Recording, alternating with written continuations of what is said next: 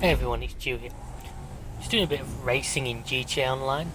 As you can see, we're obviously at the Christmas period, and as a result, the snow is back on the ground again. It's the second year this has happened on current gen, happened the year before on last gen, but thought I'd take part. I've got one or two ideas for various activities during this. To show you guys some of the early results. This first one, this is actually my own custom race called Blaine County Rallycross. I made this probably towards 2 years ago now. Probably the one I've put the most effort into, the most time into. As you can see, just doing it. It's designed to be an off-road race preliminary. It's a lot of gravel, a lot of dirt roads. I thought the snow would add another dimension. So, you can imagine I've driven this one quite a lot, so I know the route pretty well by now. I will leave a link to this in the description if anyone's interested in having a look at it for yourself. You can see the way the snow changes the handling dynamic. Probably a bit overcautious to begin with. This road was slippy to begin with. I mean, the amount of people I've seen fly straight off this corner here, for example, and end up in the trees. I didn't really want that to happen in my own race because that looks a bit embarrassing.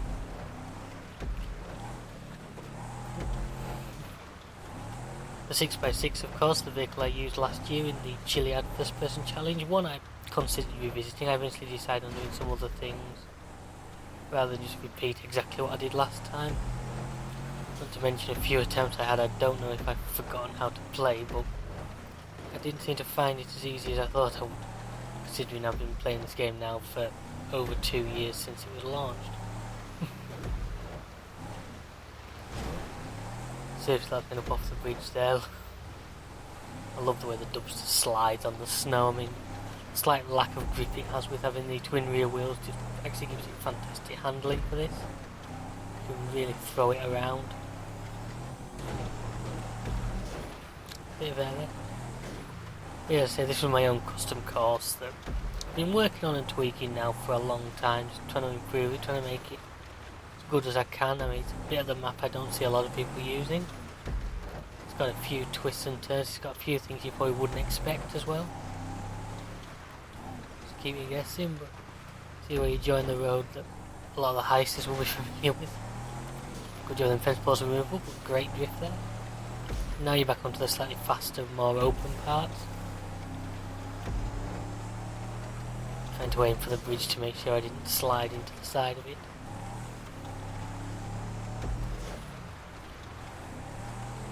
Once again. And here we are, we're approaching the Stab City, the Lost Places, where I say about the twist at the end now. That's the one spot where I sort of made a bit of a mistake. Ended up stuck.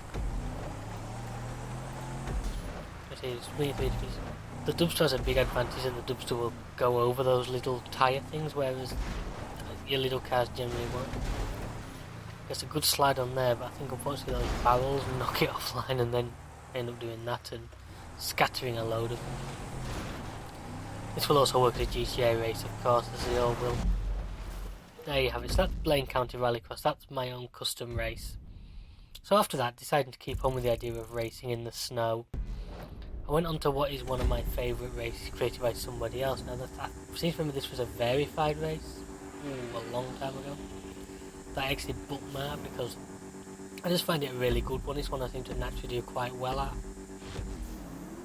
And unusual for me because it's a race with a few jumps in it. I'm not the biggest fan of those as a rule, but I really enjoy this one. I've put quite a few laps into it, but this is the first time I've ever driven it on snow. I'm using the trusty Bullet here, as I see it, the tribute to Gulf Racing, the blue and orange. So when I'm racing, I know it's not the fastest supercar, and it's pretty much probably about the slowest one, but I just have a real soft spot for it.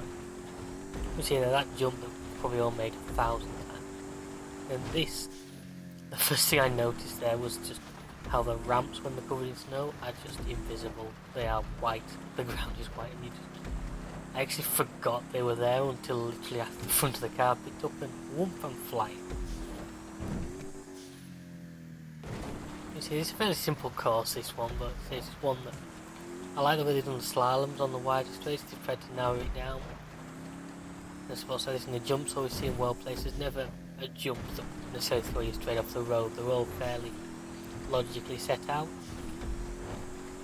Yeah, if I can find the touch club, I'll probably leave a link to this one on as well. Just give you all the options. Oh, I only just made that ramp. Just give you guys all the options. So feel free to check them out. I've made... That's where the snow made a big difference there, was just couldn't get it stopped in time. I was trying to slow it down, it just didn't want to.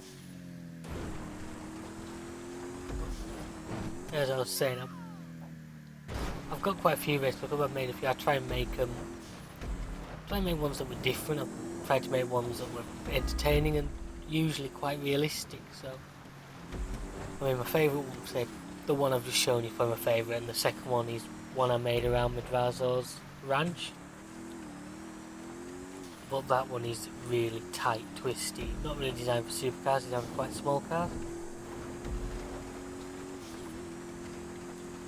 The second lap, you already know the bullets off the pace. I mean, I'm not expecting to get near that world record time in this weather anyway, but the bullet is literally a long way off. It's a shame, really. A car which in GTA 4... I don't know if I'm talking about San Andreas. The 4 or San Andreas one, the bullet appeared in and was literally one of the fastest supercars in the game. And then from there it's fallen to being... I won't quite say a laughing stock, like I say, it appears to have quite a strong following.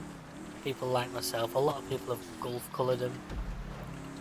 I mean, it's one of the things I've always considered buying a second one for other colours, because this literally, this has been like this since last gen. I think I've changed the wheels a couple of times to try and find ones that were not necessarily just like the original Gulf GT rims, but tried to get some that are fairly close that suit the car. The set that's on it now, I've been on it a while, because to me they do. They've got the silver rim, the orange centre.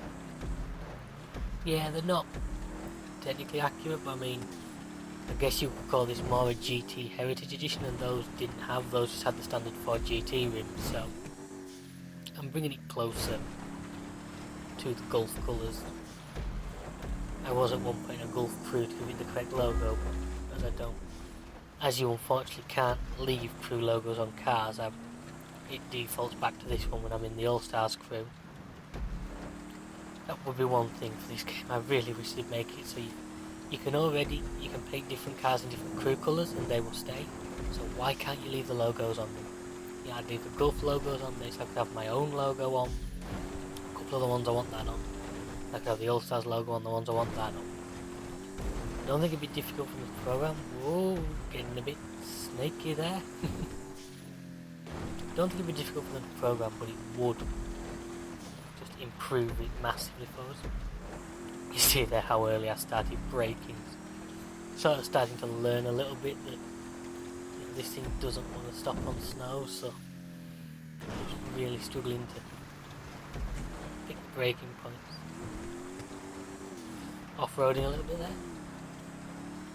The one other thing is I didn't realise till the last lap. I normally set this as a GTA race and try and use the speed boost because you can get some real good air off the ramps using speed boost, but I'd forgotten this time. Whoa, sideways. Oh, I'm not going to hit that ramp. Well, I hit it, but not in the way I wanted to. Again, they remind you that you can reset. Possibly would have been an idea, but I felt I could get this thing going fairly easy. And we're back rolling again. I've also never tried this with traffic on because I think the props would be majorly confusing. Clip that one. You've got to watch when doing the slaloms because you can build up a bit of force side to side. You'll end up spinning out without being able to do anything about it. Snaking.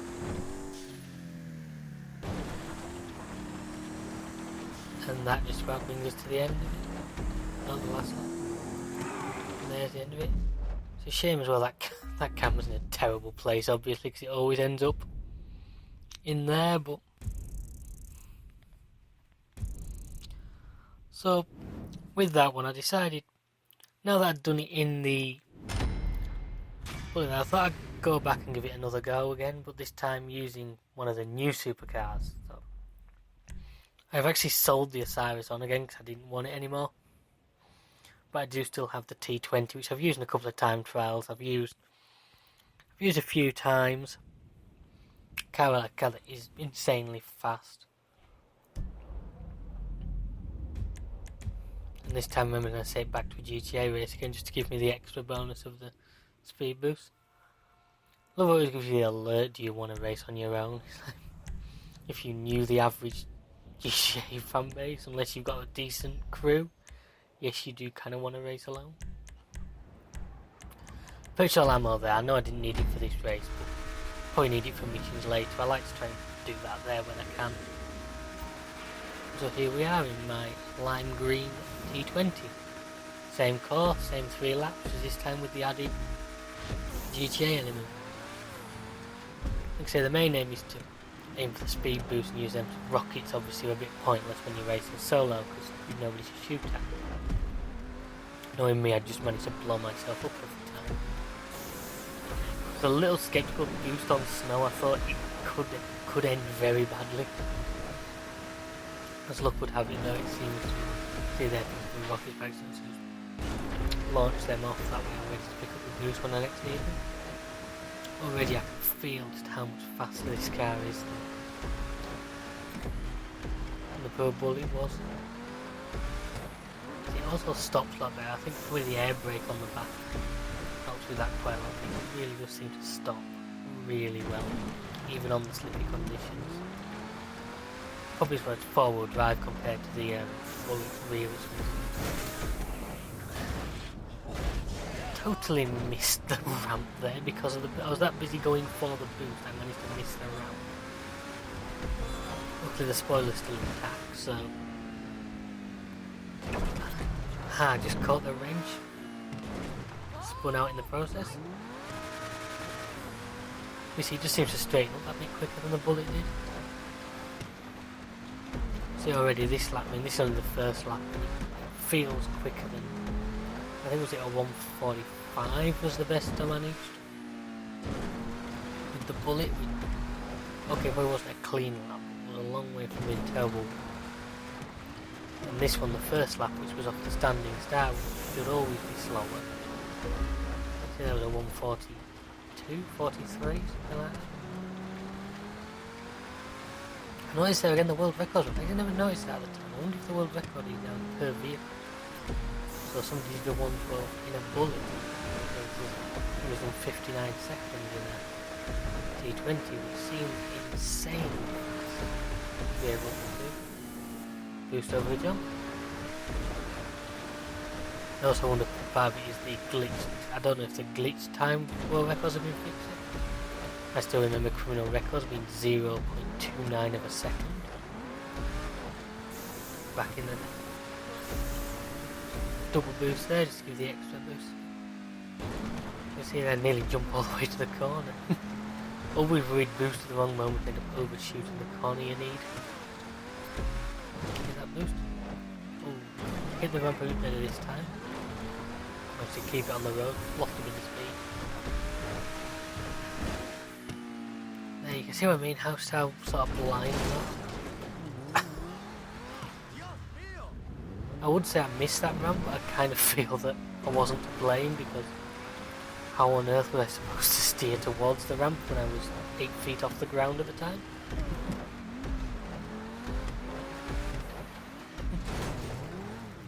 See, their force just carried that. There's nothing I could do there to try and slow it down. I was attempting to get it to stop.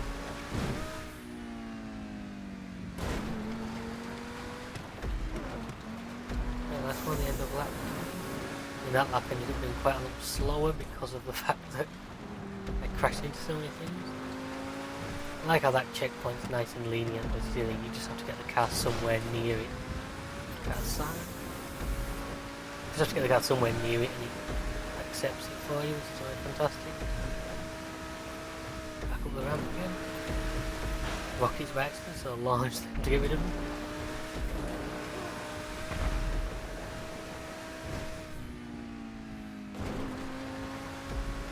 In for the boost as well.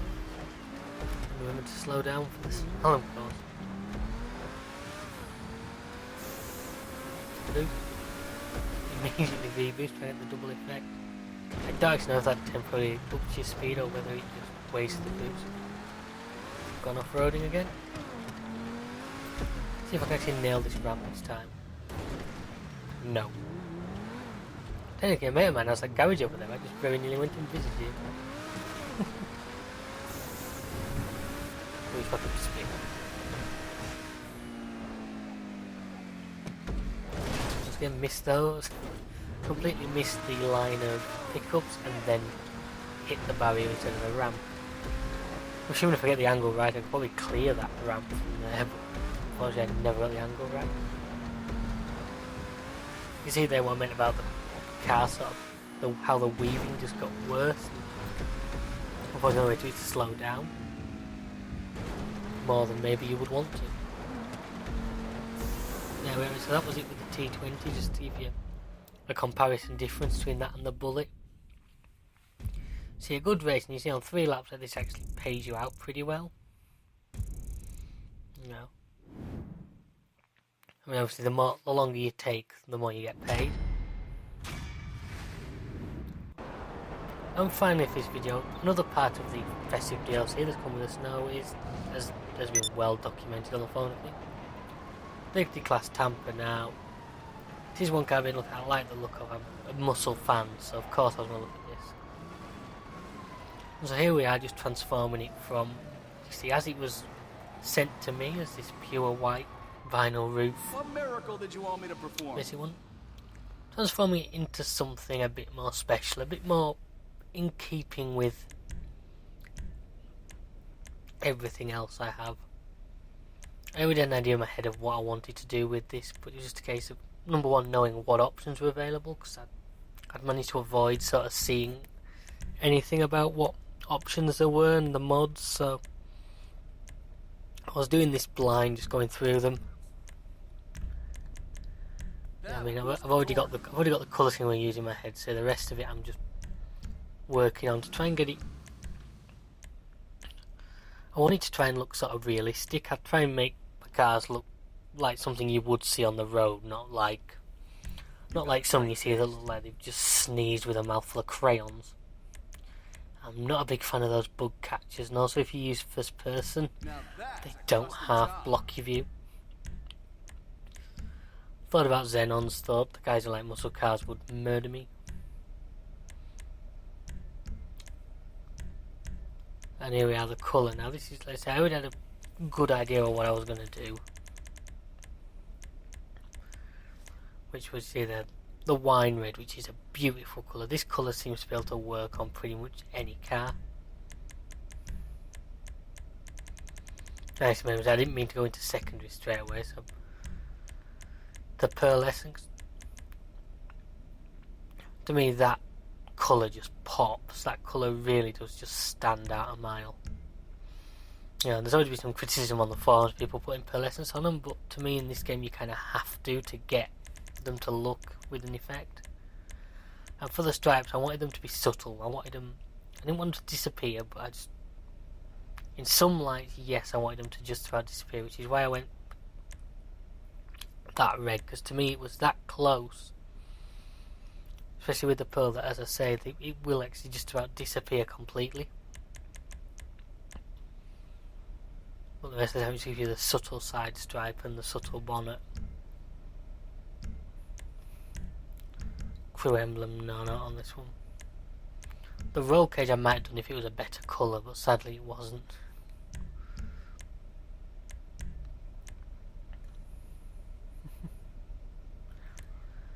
Yourself now, and this is where you watch your money go down like there's no tomorrow. It's amazing how expensive some of these are. Some of the mods and that. I pretty much always give them full performance upgrades just so I know they've got them if I want them. And this is where the money really disappears. One of the moments where I pressed buy before I looked how much I'd actually spent. I suppose for the correct colours, it's for the correct car. I mean, they had to be chrome muscle rims really with the white letters. It's the traditional muscle car look. and then just finish it off with a gentle tint on the windows.